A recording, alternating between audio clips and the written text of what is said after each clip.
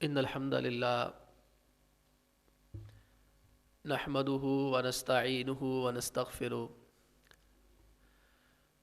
ونعوذ باللہ من شرور انفسنا ومن سیئات اعمالنا من يهده الله فلا مضل له ومن يضلل فلا هادي له واشهد ان لا اله الا الله واشهد ان محمدا عبده ورسوله اما بعد فان خير الحديث كتاب الله وخير الهدي هدي محمد صلى الله عليه وسلم وشر الامور محدثاتها وكل محدثة بدعة وكل بدعة ضلالة وكل ضلالة في النار قال الله تعالى في محكم تنزيله إنما أموالكم وأولادكم فتنة والله عنده أجر عظيم۔ محترم بھائیوں، عزیز بزرگوں اور دوستوں، اولاد اللہ سبحانہ و تعالیٰ کی بہت بڑی نعمت ہے۔ اس نعمت کو وہی محسوس کر سکتا ہے حقیقت میں جس کی اولاد نہیں ہے۔ اتنی بڑی نعمت ہے، اس کی کمی کو وہی شخص محسوس کر سکتا ہے جس کی اولاد نہیں ہے، یا اللہ نے دی ہے تو واپس لے لی ہے، یہ اسی کو پتہ ہے۔ اللہ فرماتے انما اموالکم و اولادکم فتنہ، جہاں یہ نعمت ہے وہاں یہ بہت بڑی آزمائش بھی ہے، امتحان بھی ہے۔ اچھا، یہ نعمت بھی ہے، امتحان بھی ہے۔ موجودہ دور کو دیکھیں نا تو اللہ شاہد ہے، بچوں کی تربیت کرنا، دینی تربیت کرنا اتنا مشکل لگ رہا ہے، تو واقعتاً اس آیت کی سمجھ آتی ہے کہ اللہ تعالیٰ فرماتے ہیں یہ بہت بڑا امتحان بھی ہے، نعمت بھی ہے، امتحان بھی ہے۔ اللہ فرماتے واللہ عندہ اجر عظیم، اور اگر تم ان کی تربیت کے میدان میں، امتحان میں پورا اتر آئے تو اس کا ثواب بھی بہت زیادہ ہے۔ تو یہ اولاد میں نے عرض کیا اللہ تعالیٰ کی نعمت بھی ہے اور آزمائش بھی ہے، امتحان بھی ہے۔ نعمت اس شکل میں ہے جب ہم نے ان طریقوں کے مطابق تربیت کی جو اللہ کے نبی علیہ الصلاۃ والسلام نے سکھائے ہیں، اور آزمائش، اللہ نے فتنہ بھی کہا نا۔ فتنے کے عربی زبان میں بہت سارے مطلب ہیں۔ فتنے کا ایک مطلب ہے امتحان، اور فتنے کا ایک مطلب ہے آگ، اور فتنے کا ایک مطلب ہے آزمائش، کہ اگر بندہ اس امتحان میں فیل ہو گیا، آزمائشوں میں پڑ گیا، فتنوں میں پڑ گیا، تو اس اولاد کی وجہ سے انسان جنت کی بجائے جہنم کی آگ میں بھی جا سکتا ہے۔ اب اس کو آزمائش کی بجائے، امتحان کی بجائے اگر نعمت بنانا ہے تو عزیزوں گزارش یہی ہے کہ اسی شکل میں نعمت ہے جب ہم اس انداز کو اپنائیں گے جو نبی کریم علیہ الصلاۃ والسلام کا اپنی اولاد کے ساتھ تھا۔ آپ نے اگر فلیکس دیکھا ہو تو ہمارے آج کے جمعے کا عنوان یہی ہے کہ اللہ کے حبیب علیہ الصلاۃ والسلام اپنی اولاد کے ساتھ کیسے تھے۔ نبی کریم علیہ الصلاۃ والسلام کی سیرت صرف سننے کے لیے، سر دھننے کے لیے نہیں ہے۔ اللہ کے حبیب علیہ الصلاۃ والسلام کی سیرت سننے کے لیے بھی، سر دھننے کے لیے بھی، ایمان تازہ کرنے کے لیے بھی، اور اس سیرت سے جو نتیجہ ملتا ہے اس کے اوپر عمل کرنے کے لیے بھی۔ اب ہم اللہ کے پیغمبر علیہ الصلاۃ والسلام کا دیکھیں۔ سب سے پہلا پوائنٹ جو آج کا ہے، اللہ کے نبی علیہ الصلاۃ والسلام نے جتنی بھی اولاد ہوئی ان کے نام بڑے پیارے رکھے۔ نام بڑے خوبصورت ہیں. آپ جتنے بھی بچوں کے نام، بچیوں کے نام پہ غور کریں، قاسم ہے، عبداللہ ہے، اسی طرح ابراہیم ہے، اسی طرح فاطمہ ہے، زینب ہے، ام کلثوم ہے، اور آپ علیہ الصلوۃ والسلام کی اگلی صاحبزادی ام رقیہ رضی اللہ تعالی عنہا ہے. آپ ان تمام ناموں کے اوپر غور کریں، ان کے نام بڑے شاندار ہیں اور ان ناموں کے معنی بڑا اچھا ہے. تو سب سے پہلے جو ہمیں کام کرنا ہے، جو نبی کریم علیہ السلام کی سیرت سے ملتا ہے، بچوں کا نام خوبصورت رکھیں. بچے کی شخصیت پہ اس کے نام کا اثر ہوتا ہے. آپ علیہ الصلوۃ والسلام کے پاس جب کوئی شخص مسلمان ہونے کے لیے آتا اور اس کا نام غیر شرعی ہوتا، نام کا مطلب اچھا نہ ہوتا، اللہ کے حبیب علیہ الصلوۃ والسلام وہ نام بدل دیا کرتے تھے. آپ علیہ الصلوۃ والسلام اس نام کو بدل کر کوئی اور نام رکھ دیتے، اچھا نام رکھ دیتے. ایک بندہ آیا، اس کا نام تھا عبد العزیٰ. اب عزیٰ بت تھا. اللہ کے پیغمبر علیہ الصلوۃ والسلام نے ان کا نام تبدیل اور چینج کر کے عبد العزیز کر دیا. اسی طرح ایک شخص آئے جن کا نام حزن تھا. حزن کا مطلب ہوتا ہے تکلیف، سختی. اللہ کے حبیب علیہ الصلوۃ والسلام نے ان کا نام سہل، آسانی والا کر دیا. اللہ کے نبی علیہ الصلوۃ والسلام نام رکھتے وقت جدید ناموں کو ذہن میں نہیں رکھتے تھے. ہمارا طرز عمل بالکل بدل گیا ہے. ہمارے بچے ہوں اللہ سب کو دے، جن کے ہیں اللہ ان کو بھی دے، اور جن کے نہیں اللہ ان کو زیادہ دے. سب کی خواہش ہے، ہر ایک کی خواہش ہے. اس سے انسان کی عزت میں اضافہ ہوتا ہے، رزق میں اضافہ ہوتا ہے، مقام و مرتبے میں اضافہ ہوتا ہے. اس کی اتنی اولاد ہے، یہ بطور فخر بات کہی جاتی ہے. اللہ کے حبیب علیہ الصلوۃ والسلام نے نام پیارے رکھے، دیکھ کے رکھے کہ نام کا اثر کیا ہوتا ہے شخصیت کے اوپر، اس کے مطابق نام رکھا. اور میں اور آپ غور کریں ہمارے معاشرے کا چلن کیا ہے. جب بچہ پیدا ہوتا ہے، لوگ سب سے پہلے آج کے معاشرے میں یہ دیکھتے ہیں اس کا نام کوئی پرانا نام نہیں ہونا چاہیے، کوئی نیا نام ہونا چاہیے. اس کے نام کا معنی جتنا مرضی الٹا اور سیدھا ہو، فلم ایکٹروں کے نام پر، کھلاڑیوں کے نام پر، بے دین لوگوں کے نام پر، حتیٰ کہ وہ لفظ اس کا معنی جب پوچھا جاتا ہے، وہ کسی کتاب کے اندر تو دور کی بات ہے، گوگل پہ بھی اس کا معنی نہیں ملتا. یہ گوگل مشہور ہے، پوری دنیا کو معلومات بڑی جلدی فراہم کر دیتا ہے، اور ایک ریسرچ کا بہت تیز ترین دنیا میں ذریعہ ہے، شاید ہی کوئی اور ہو. اس پہ ایک آپ حرف ڈال دیں، لفظ پورا نہ لکھیں، وہ اس کی جو ہے وہ پوری تفصیل تشریح آپ کے سامنے لا دیتا ہے. اب صرف ہمارا ذہن یہ بن گیا، ایسا نام ہو جو غیر معروف ہو، ایسا نام ہو جو کبھی کسی نے سنا نہ ہو، ایسا نام ہو اگلا بندہ دیکھ کے چونک جائے کہ یار اس نے بڑا شاندار نام رکھا ہے.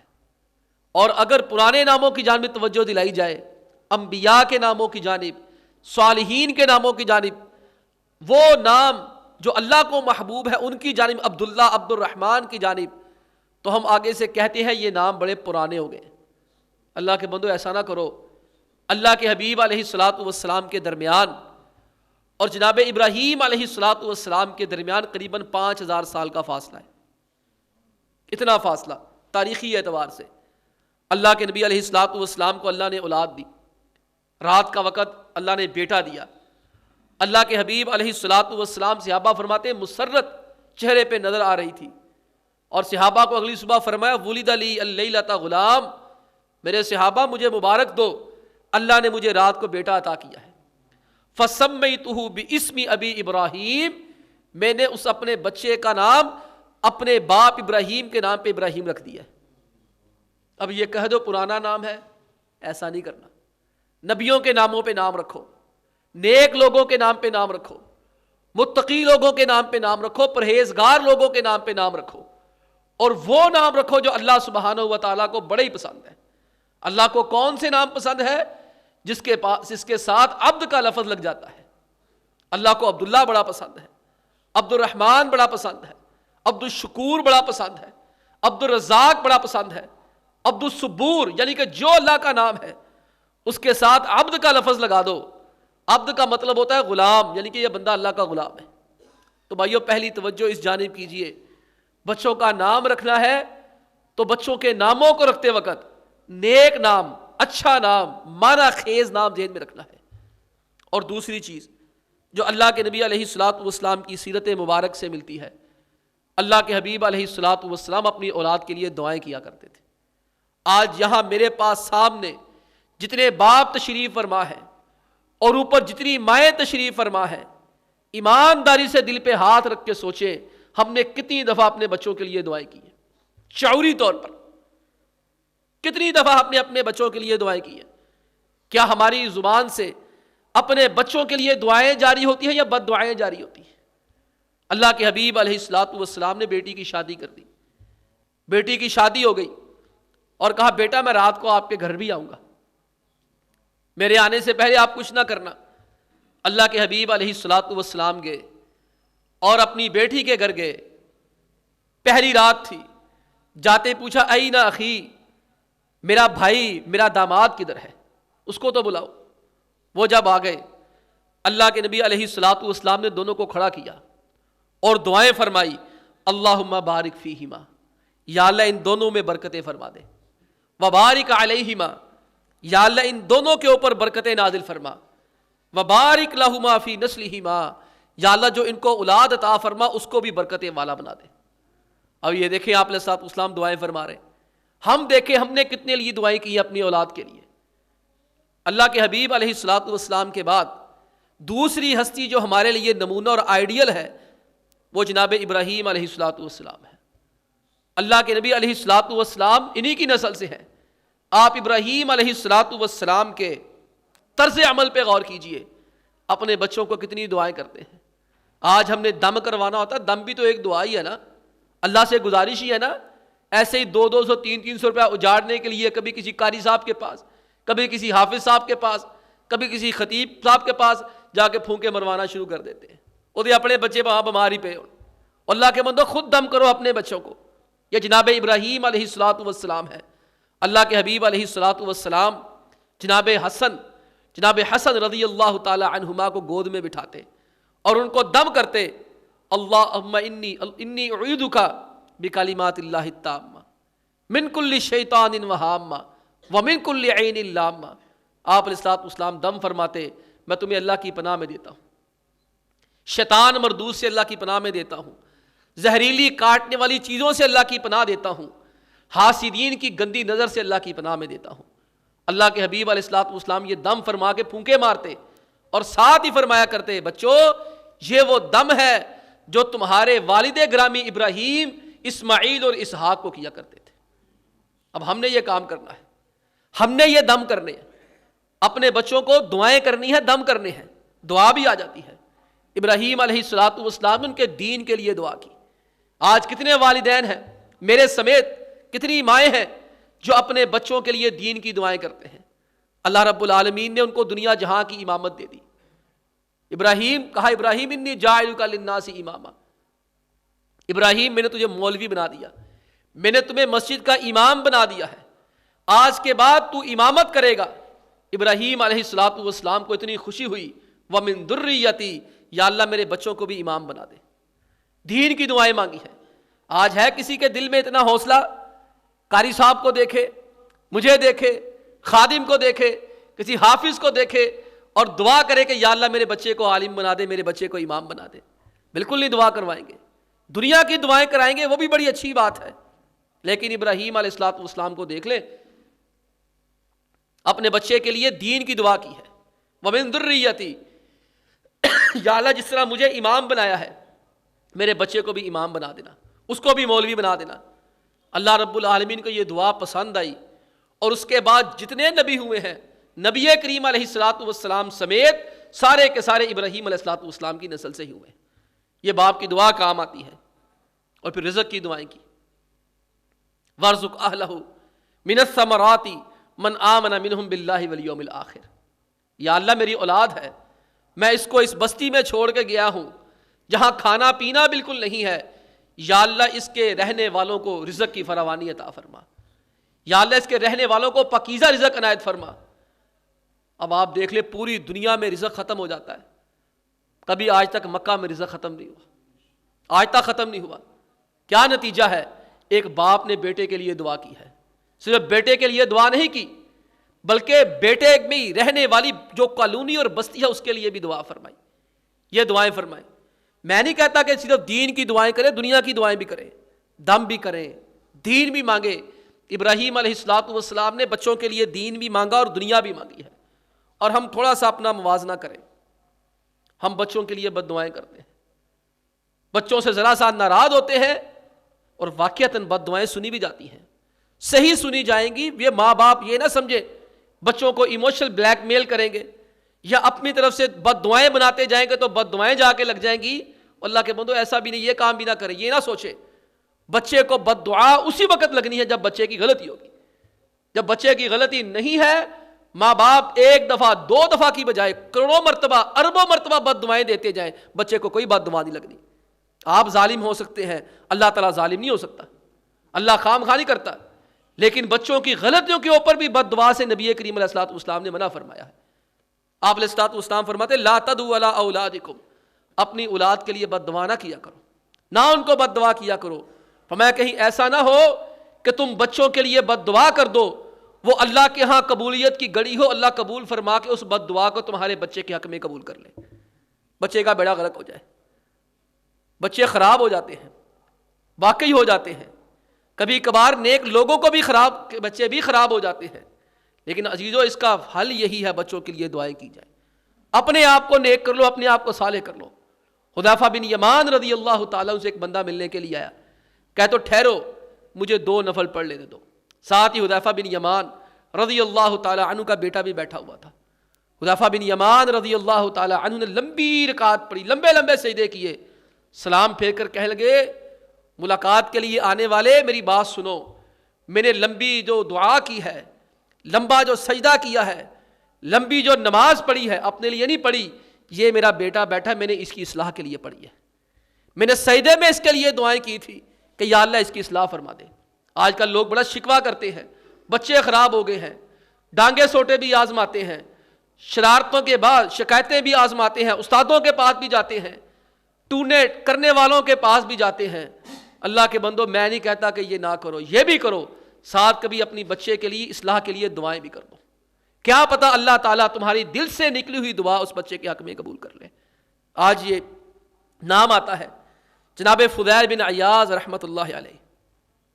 جناب فضیل بن عیاض رحمۃ اللہ علیہ, ان کا بیٹا شرارتی ہو گئے, قابو میں نہیں آتے تھے, تو کیا کیا کرتے, اللہم انی عجزت عن اصلاح ولدی فاصلح لی, یا اللہ میرے بس کے اندر بچوں کی اصلاح کرنا نہیں, تو میرے بچے کی خوبی پیدا فرما دے, تو میرے بچوں کو نیک کر دے. اب یہ کتنا بڑا نیک آدمی ہے کہ دنیا کے بادشاہ اس کے گھر میں جاتے, یہ ملنے کو نہیں جاتا, یہ بیت اللہ سے باہر نہیں جاتا, بیت اللہ کے اندر ہی بیٹھا رہتا ہے. لیکن جب اولاد کا معاملہ آیا تو بد دعا کرنے کی بجائے بچے کے حق میں دعا کی. کہتے ہیں اللہ رب العالمین نے ان کی اولاد کی اصلاح فرما دی. آج کتنا بڑا نام ہے شیخ سدیس رحمۃ اللہ علیہ, جنہیں بلبل عرب کہا جاتا ہے. اللہ رب العالمین نے, اللہ جانتا ہے, 1450 سال کی اسلامی تاریخ میں بیت اللہ کے اس امام کو جتنی مقبولیت دی آج تک کسی کو نہیں تھی. بیت اللہ میں بڑے بڑے امام آئے ہیں, اور جو وہاں آتا ہے وہ عام آدمی نہیں ہو سکتا. نبیوں کے مصلی پہ کھڑا ہونے والا, ابراہیم کے مصلی پہ کھڑے ہونے والا, اسماعیل کے مصلی پہ کھڑے ہونے والا, نبی کریم علیہ السلام کے مصلی پہ کھڑے ہونے والا کوئی عام بندہ نہیں ہو سکتا. لیکن یہ 2 شخصیتیں ایسی ہیں, ایک شیخ شریم, ایک شیخ سدیس. کہتے ہیں اسلامی تاریخ میں آج تک اتنی خوبصورت آوازوں والے اس مصلی کی زینت نہیں بنے, جن کو اللہ رب العالمین نے اتنی عظمت اور رفعت اور بلندی عطا کی ہو. یہ بچپن میں بڑے ہی شرارتی تھے, بڑے ہی گھر والوں کو تنگ کرتے تھے, ناک میں دم کر کے رکھتے تھے. یہ شیخ سدیس حفظہ اللہ کی میں بات کر رہا ہوں, جن کا قرآن کریم بڑے شوق سے سنتے ہیں. کہتے بچپن میں گھر کے اندر مہمان آئے, انہوں نے کیا کیا, ہنڈیا پک چکی تھی, باہر سے مٹی کی مٹھی لے کر آئے, ایک مٹھی میں مٹی لی اور مٹی جو ہے وہ آپ پھینک دی اس کے اندر, یہ کیا کہتے ہیں اس کو, یہ ہنڈیا کے اندر پھینک دی. اس کی والدہ نے جب ہنڈیا کھولی, دیکھا ہنڈیا خراب ہو گئی ہے, سالن خراب ہو گیا ہے. ان کی والدہ کو غصہ آ گیا اور غصے بھرے لہجے میں کہنے لگی, جا اللہ تجھے بیت اللہ کا امام بنا دے. یہ ہوتی ہے دعا, یہ ہوتی ہے ماں باپ کی دعا. کتنی لگتی ہے. مجھے اپنا ذکر کرنے کی عادت نہیں, صرف موقع کی مناسبت سے بات کر رہا ہوں. بہت بدکار آدمی ہوں، سیاہ کار آدمی ہوں، اللہ رب العالمین نے آج اس مقام پہ کھڑا کیا تو صرف والد کی دعا سے کھڑا کیا. کوئی خوبی نہیں، کوئی کمال نہیں، اتنا صرف ہوا تھا میں بیت اللہ کے پاس پیدا ہوا تھا، مکہ معظمہ کے اندر پیدا ہوا تھا. میرے والد گرامی بتاتے جب تم چند لمحات کے تھے تمہیں اسی وقت ہاسپٹل سے اٹھایا، چند منٹوں کے تھے، بیت اللہ کا طواف کرا کر کہا یا اللہ میرے بچے کو عالم دین بنا دے. یہ باپ کی دعائیں ہیں جو بچے کو مسلح پہ امامت پہ کھڑا کر دیتی. یہ میں نہیں کہتا کہ میرا کمال ہے، یہ ان کی دعا ہے. ہمارے ہاں یہ تو بڑا کہتا ہے ماں کی دعا، کسی نے آج تک کبھی کہا ہے باپ کی دعا؟ یہ سب میری ماں کی دعا ہے. کبھی کسی نے کہا ہے ماں کی دعا ہے؟ یہ کہتے ہیں بالکل ماں کی دعا ہے، لیکن اللہ کے بندو باپ کی دعا بھی بڑی چیز ہوتی ہے. باپ اظہار نہیں کرتا، وہ یعقوب کی طرح رو رو کے اندھا ہو جاتا ہے، لیکن دعا وہ بھی بڑی کرتا ہے، پرواہ وہ بھی بڑی کرتا ہے. تو گزارش یہی ہے اپنا وظیفہ بنا لے، اپنی عادت بنا لے، اپنے بچوں کو ان کے لیے دعا کے لیے ٹائم نکالنا ہے. اللہ جانتا ہے آپ نسخے کو آزمائیں، ساری زندگی یاد کریں. کسی نے ایک نسخہ دیا تھا، کسی نے کوئی ایسی بات بتائی تھی کہ ہمارے بچوں کی اصلاح ہو گئی. اور بھائیو ایک اور بہت بڑی چیز ہے جو ہم نے کرنی ہے، اللہ کے نبی علیہ الصلوۃ والسلام نے کی ہے. آپ علیہ الصلوۃ والسلام اپنے بچوں کو پورا وقت دیا کرتے تھے. ہم دیکھیں ہماری زندگی کتنی مصروف ہو گئی ہے.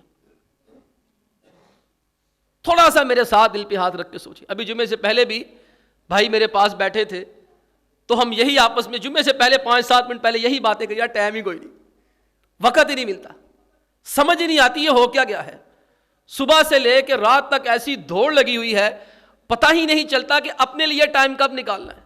وہ فرما رہے تھے کہ آپ پیدل چلا کریں. بھائی ٹائم ہوئے تھے پیدل چلیے، ٹائم ہی نہیں ہے، وقت ہی نہیں ہے، اپنے لیے وقت نہیں ہے.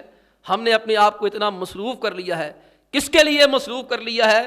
کہ ہم اپنے بچوں کے لیے سہولیات پیدا کر لیں. اللہ کے نبی علیہ الصلوۃ والسلام ایسے نہیں تھے. اللہ کے نبی علیہ الصلوۃ والسلام اپنے بچوں کو پورا وقت دیا کرتے تھے. دیکھ لیں بھائیو، اللہ کے حبیب علیہ الصلوۃ والسلام سے زیادہ مصروف بندہ دنیا میں کوئی نہیں ہے. یہ بات میری اچھی طرح یاد کر لیں. اللہ کے حبیب علیہ الصلوۃ والسلام کے اوپر اپنے گھر کی ذمہ داری نہیں تھی، پوری امت کی ذمہ داری تھی. پوری امت کی ذمہ داری آپ کے کندھوں پر تھی. پورے مدینے کی ذمہ داری آپ کے کندھوں کے اوپر تھی. پورے مہاجرین کی ذمہ داری آپ کے کندھوں کے اوپر تھی. اتنی ذمہ داری تھی کہ جب آپ علیہ الصلوۃ والسلام کو اللہ نے مال دے دیا تو اللہ کے نبی علیہ السلام جنازہ پڑھا کے کہتے تھے جس نے اس کا لینا ہے مجھ سے آ کے لے لے، جس نے دینا ہے اس کے ورثاء کو جا کے دے دے، جس نے اس کا کچھ لینا ہے مجھ سے آ کے لے، میں اس کا ولی ہوں، میں اس کا دین دینے کو تیار ہوں، میں قرضہ دینے کو تیار ہوں. اتنی مصروف شخصیت ہے. جناب انس بن مالک فرمایا کرتے تھے کہ میں نے اپنی پوری زندگی میں اپنے گھر والوں کے ساتھ پیار کرنے والا بندہ اللہ کے نبی علیہ الصلوۃ والسلام سے زیادہ کوئی بندہ دیکھا ہی نہیں ہے. کہتے میں نے کبھی نہیں دیکھا کہ بچوں کے ساتھ جتنا پیار آپ علیہ الصلوۃ والسلام کرتے ہو. یا اللہ کے حبیب علیہ الصلوۃ والسلام کے صاحبزادے جناب ابراہیم رضی اللہ تعالیٰ عنہ، اللہ تعالیٰ نے 1.5 برس کی عمر میں چھین لیا. اللہ نے دیا بھی 58-59 سال کی عمر میں، اور اللہ کو منظور نہیں تھا. اللہ رب العالمین نے ان کو دوران رضاعت ہی واپس منگا لیا، واپس لے لیا. صحابی فرماتے ہیں اللہ کے نبی علیہ الصلوۃ والسلام اکیلے نہیں جاتے بلکہ اللہ کے پیغمبر علیہ الصلوۃ والسلام ہمیں بھی ساتھ لے کر جاتے. کان ینطلق ونحن معہ، ہم ان کے ساتھ جاتے. آپ فرماتے آؤ اپنے بیٹے کو میں نے ملنے جانا ہے، تم بھی میرے ساتھ آ جاؤ. ہم اپنے بچوں کے لیے وقت گھر میں نہیں نکالتے. اور اللہ کے نبی علیہ الصلوۃ والسلام کا وہ بیٹا جس گھر میں رہتا تھا میں نے وہ دیکھی ہوئی ہے، وہ آپ علیہ الصلوۃ والسلام کی رہائش گاہ سے قریباً 7-8 کلومیٹر دور ہے. اللہ کے نبی علیہ الصلوۃ والسلام وہاں لازماً جاتے، اکثر جایا کرتے. اور اللہ کے نبی علیہ الصلوۃ والسلام یاخذہ، اس کو گود میں پکڑ لیتے، یقبلہ، اس بچے کو چومنا شروع کر دیتے. اتنا بچوں کے لیے ٹائم نکال دیں. ہم دیکھیں، ہم شکوہ کرتے ہیں، جو بزرگ شکوہ کرتے ہیں ہمارے بچوں نے ہمیں بڑھاپے میں چھوڑ دیا ہے، یا ہمارے پاس نہیں بیٹھتے، ہمیں وقت نہیں دیتے.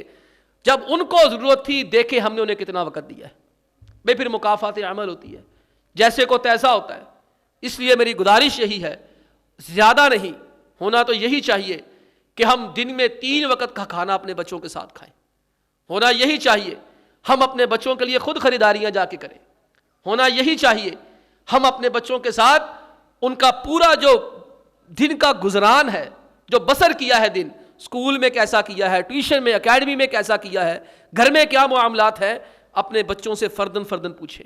عزیزو اس میں زیادہ دیر نہیں لگتی ہے، بندہ 3 وقت کا کھانا نہیں کھا سکتا، کم از کم 1 وقت کا کھانا ہی کھا لے، روٹین بنا دے روز کی، دنیا جہاں کی نعمتیں ایک طرف وہ ٹھکرا دے، رات کا کھانا چلے، رات ہوتی ہے نا، صبح بندہ کہہ دیتا ہے میں نے جلدی جانا ہے، بچے اسکول چلے گئے، دوپہر کو میں کام پہ تھا، لیکن کم از کم رات کا کھانا بچوں کے ساتھ فکس کر لیں۔ دنیا جہاں کی نعمتیں ایک طرف ہوں وہ چھوڑ دیں، لیکن بچوں کے ساتھ کبھی کھانا نہ چھوڑیں۔ باہر کھانا بھی پڑ جائے تھوڑا کھا کر آئیں، چند لقمے ہی بچوں کے ساتھ لگائیں، اس میں آپ کا بچوں کے ساتھ قرب پیدا ہو جائے گا۔ جو آپ نے ٹائم ان کے ساتھ سسپینڈ کرنا ہے، وقت ان کو دینا ہے، ان کے ساتھ بیٹھیں گے، اللہ جانتا ہے 5 7 10 منٹ کے اندر پورے دن کی باتیں ہو جائے گی۔ یہ اللہ کے نبی علیہ الصلوۃ والسلام کا طریقہ ہے، ٹائم دینا، بچوں کو ٹائم دے، پھر اس کے بعد دیکھیں اس کا نتیجہ کیا نکلتا ہے۔ اور اللہ کے نبی علیہ الصلوۃ والسلام کا اگلا طریقہ، آپ علیہ الصلوۃ والسلام بچوں سے مشورہ بھی کیا کرتے تھے، رویہ یہ تھا۔ اللہ کے نبی علیہ الصلوۃ والسلام باقاعدہ مشورہ کرتے۔ ہم اس معاملے کے اندر بڑے کمزور ہیں، میں سب کو نہیں کہتا، لیکن ہم ہیں ایسے، بچہ بعد میں پیدا ہوتا ہے، ہم اس کی فیوچر پلاننگ اور مستقبل کا میں جو کرنا ہے وہ پہلے ہی سوچ کے بیٹھ جاتے ہیں۔ وہ دنیا میں بھی نہیں آیا، ہوش بھی نہیں سنبھالا، اس کو کیا تعلیم دینی ہے اس کے اوپر مسلط کر دیتے ہیں، اس کو کیا کاروبار کروانا ہے اس کے اوپر مسلط کر دیتے ہیں۔ اللہ کے بندو یہ طریقہ ٹھیک نہیں ہے۔ ضروری نہیں ہے اللہ تعالیٰ نے مجھے جو علم دیا ہے میرے بچے کو بھی دے، ضروری نہیں ہے اللہ نے جو مجھے کاروبار دیا اللہ میرے بچے کو بھی دے۔ میں نے دیکھا ہے بڑے بچے تباہ ہو جاتے ہیں۔ چلے میں اپنی برادری علماء کی بات کرتا ہوں، پنجابی کے اندر چراغ تھلے نہیں رہا، کیا وجہ ہوتی ہے؟ بچوں سے بیجا توقعات وابستہ کرتے ہیں، انہیں زبردستی حفظ القرآن کروانا، زبردستی عالم دین بنانا، زبردستی کسی بھی شعبے میں لے کے جانا، بچے کی دلی رغبت نہیں ہوتی، بچہ تباہ و برباد ہو جاتا ہے، بچے کا مستقبل تباہ ہو جاتا ہے۔ عزیزو کوشش کرو، نتیجہ اللہ پہ چھوڑ دو، نتیجہ اللہ پہ چھوڑ دو، کوشش کر کے دیکھو جتنی ہوتی ہے، انسانی کوشش کرو، اللہ نہ بنو، رب نہ بنو، تقدیر لکھنے کی کوشش نہ کرو، تربیت کرنے کی کوشش کرو۔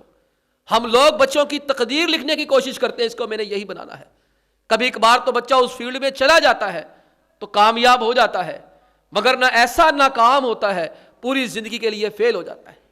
ماہرین نفسیات کہتے ہیں، آج کل یہ بھی جدید علم ہے، یہ لوگ جو لوگوں کی سائیکی کے مطابق، ذہن کے مطابق بات کرتے ہیں، اور انہوں نے باقاعدہ بچوں کی کیٹیگریز کی ہوئی ہیں، بچوں کے سیشن دیتے ہیں، بچوں کو، بڑوں کو، بوڑھوں کو، ماں باپ کو، بیوی بچوں کو، بچوں کی ذہنی ساخت کے حوالے سے۔ وہ حضرات کہتے اور لکھتے ہیں جب بچہ 4 سے 5 سال کا ہوتا ہے اس کے اندر رنگوں کی پہچان کی صلاحیت مکمل طور پر پیدا ہو جاتی ہے، اور وہ بچہ فرمائش کرتا ہے کہ مجھے یہ رنگ نہیں چاہیے، مجھے یہ رنگ چاہیے۔ 4-5 سال کا جب بچہ ہو جاتا ہے اس کی ذہنی استعداد، مینٹلی اپروچ، مینٹلی لیول اتنا ہائی ہو جاتا ہے اللہ تعالیٰ کی طرف سے کہ وہ بچہ باقاعدہ یہ چاہتا ہے کہ مجھے یہ رنگ ملنا چاہیے، مجھے یہ رنگ ملنا چاہیے، میں نے یہ لباس پہننا ہے، میں نے یہ لباس پہننا ہے۔ آپ دیکھیں ہمارا بچہ 4-5 سال کا ہو، کیا ہم نے کبھی ایسا کیا؟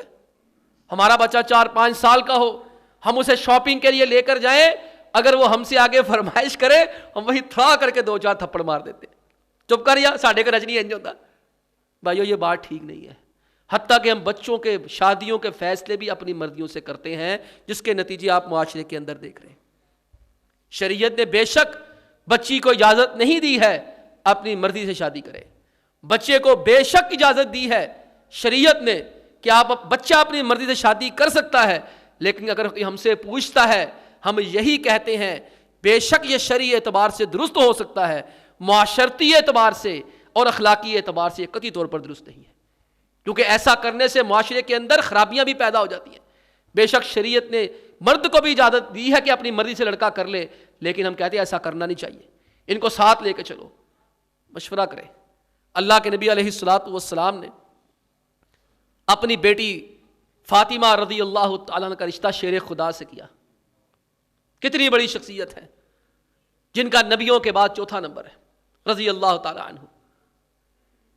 آپ علیہ الصلوۃ والسلام نے ایسے نہیں جا کے کہہ دیا کہ یہ میں تیرا رشتہ پکا کرتا، آپ نہیں کہ آپ علیہ الصلوۃ والسلام باقاعدہ سیدہ فاطمہ کے پاس گئے، کہا بیٹا تم سے ایک بات کرنی ہے۔ یہ ابو جی بولے بیٹا تمہارے جو عزیز ہیں علی رضی اللہ تعالی عنہ، انہوں نے مجھے پیغام بھیجا وہ تمہارے ساتھ شادی کرنا چاہتے ہیں، تمہاری کیا رائے ہے؟ تم مجھے اجازت دیتی ہو میں تمہاری وہاں شادی کر دوں؟ سیدہ فاطمہ رضی اللہ تعالی عنہ نے نگاہیں جھکا لی، خاموش رہ گئی۔ اور شریعت کے اندر بچی خاموش رہے، اگر اصرار نہ کرے، آگے سے تکرار نہ کرے، اسی کی رضامندی شمار کی جاتی ہے۔ اللہ کے حبیب علیہ الصلوۃ والسلام نے ان کی رضامندی لی، مشورہ کیا، مشورہ کرنے کے بعد کہا بیٹا میری نگاہ کے اندر جو سب سے بہترین بندہ تھا میں اس کے ساتھ تمہاری شادی طے کر کے آ گیا۔ اللہ کے بندوں بچوں سے مشورہ کریں۔ باتیں تو اور بھی بہت ہیں، وقت ہمارا ختم ہے، انہی پہ اکتفا کرتے ہیں۔ سبحان ربک رب العزت عما یصفون وسلام علی المرسلین والحمد للہ رب العالمین۔